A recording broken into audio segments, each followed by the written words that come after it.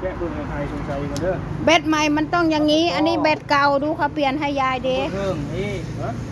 บ่ดังนั้นมันเหลือคุณอ่ะ บ่ตัวเล็กยังบ่ถึงโตตัดจะไปจังมันบ่ บ่มันฟิวมันบ่โอ้โห ทดออกคือไปเบิ้งฉะ นี่บ่มีวิวเลยรถตัดเฮ็ดต่อ ฟิ ตัว วมันบ่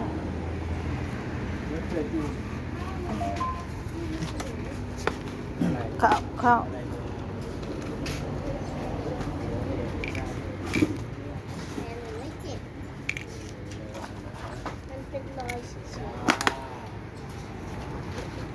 อันนั้นสกูตเตอร์บอกเอ้ยพี่เอ้ยไปดูเนี่ยคันเท่าไหร่ฮะคันเท่าไหร่เอาทีน้อย โบครับ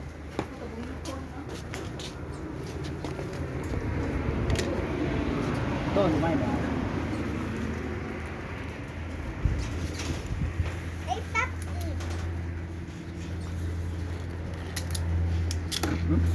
ว่าแล้วมันบวมมันต้องบวมขี่ไปนาก็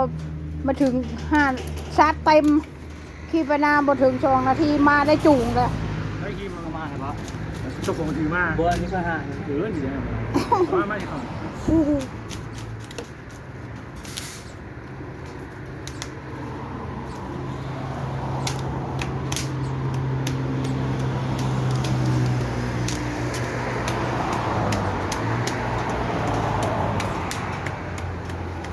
เอ้ยทำอะไร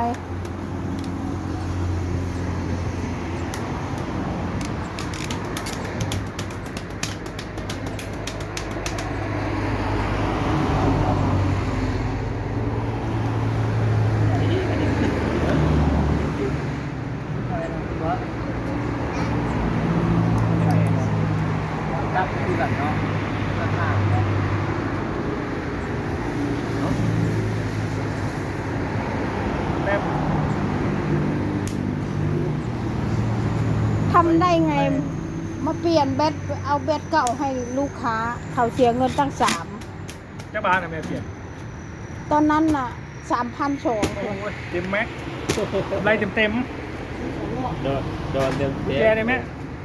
กินอย่างเดียว กุญแจคือให้ไปเลยวะ ได้ล่ะมีนะ กูเก่งเลยให้เลย ไม่ให้นะ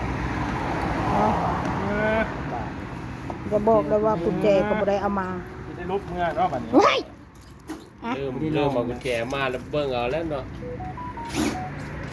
โอ้จะสนิมเมื่อไหร่ นานถ้าแบตใหม่มามันก็ตึ้งตากเลยบัด เปิ นี้ ดไฟหน้าว่าพี่เด้อแม่ อย่าไปใกล้ลูก ฮะ ว่าพี่เด้อ มันก็ออกมันเป็นน้ำแบตเจ้าเมดมันก็บ่ออกแล้วแบตเก่า เบ็ดจนบวมแล้ว ไปเลี้ยวก็เป็นเบิด ไฟเลี้ยวก็เป็นเบิด ไปเป็นมาบ่เปลี่ยนตัว เปลี่ยนตะกร้าออก เปลี่ยนเดกา อันล้อมาเดเช็คให้แม่แน่ดู มันบวมอยู่บ่มันอันนี้อยู่บ่ล้อค่อยนะ แม่เอาได้แม่ไป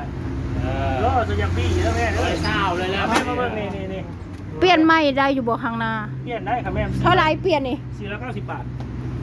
400เท่าไหร่ 490 มีบ่เงินนะเปลี่ยนรถข้างห แม่ น้า ก็ นี่ บ่ มัน ได้ แตก ลบ นะ มาอีก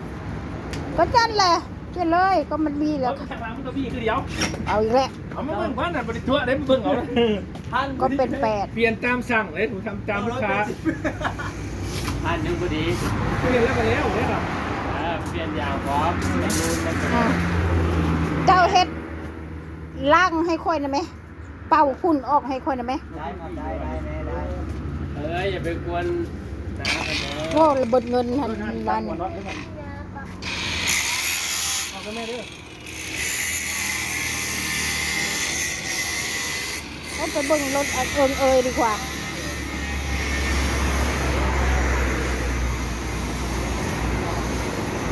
ไปเบิ่งรถเอย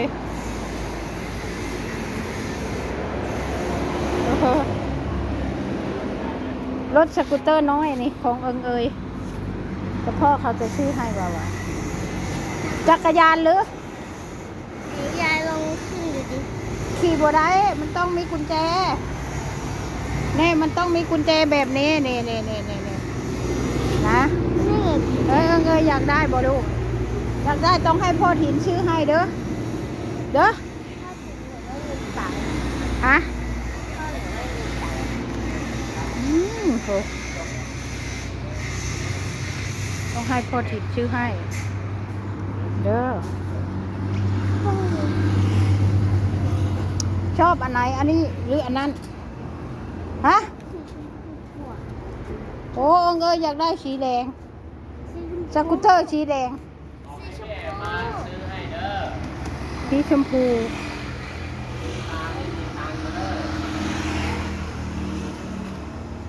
ผู้เชี่ยวชาญไฟฟ้าการบริการ อันนี้คือเจไม่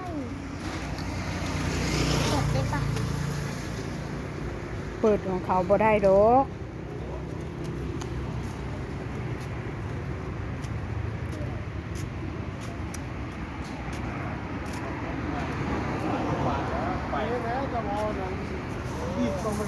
เสียงดังนู่น อันใด ว้าถ้าแบตแท้แบตใหม่มันก็ปุ๊บปั๊บเลยไฟมันก็มาแฮะ มันบ่เกี่ยวกับใดแม่นบ่ นี่เกี่ยวกับใดก็เบลอเลยมันเป็นเพราะแบตเก่ามันไฟมันเสื่อมอยู่แล้วเนาะไฟมัน เพราะว่ายายขี่ตลอดไหม แล้วยายมาขี่บ่ได้ก็คือเป็นกับแบตมันแน่นอน ถ้าเป็นเสื้อมันจะที่ไปได้ไปได้นอนกระดับ แม่น น้อยกระดับเดี๋ยวเจ้าก็ขี่ไปน้อยนึงเจ้าก็ได้ชาร์จแบตไปอยู่ตลอด ชาตินี้ครับที่นี่เนี่ยกระเบื้องอัดคือเก้าครับ มันคือมันไม่ได้ไม่ได้ตีเนาะตีเพื่อให้ตีไว้ แล้วมันมี ตี ไฟมันไฟนี่เหมือน ตัวนี้นี่สังเกตชามชื่อว่าชุดมันมีชามกี่ครับ มันรืด สังเกต มันอืดบัดคู่ชามพะละ พอลองมาแล้วมันเป็นกับแบต ครับ ตะกี้ป้า อยากจะให้ร้องครับเป็นแบบไม่แล้ว ลอกไม่ได้แล้วอย่าเหยียบ ไฟมีแห้งมันก็อื้อ เออแม่นความแม่น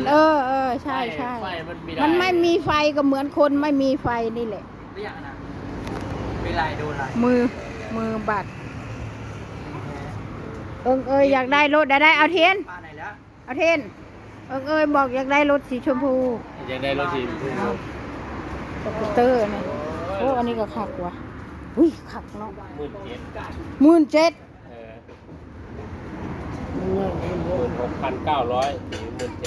ไฟฟ้าบ่ แต่แบตมันน่ะใหญ่แบตมัน40แอมป์ เออ เปลี่ยนแล้ววะ อันใด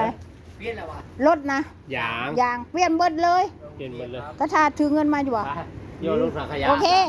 โยนรถถังขยะเปล่าเปลี่ยนหมดเลยอ่ะเปลี่ยนคันใหม่เลย อันนี้ก็มัน400อ่ะรอเท่าไหร่เนาะฮึ 490ครับแม่ สองข้างกับ1,000เดี๋ยว900 4,000 เนี่ย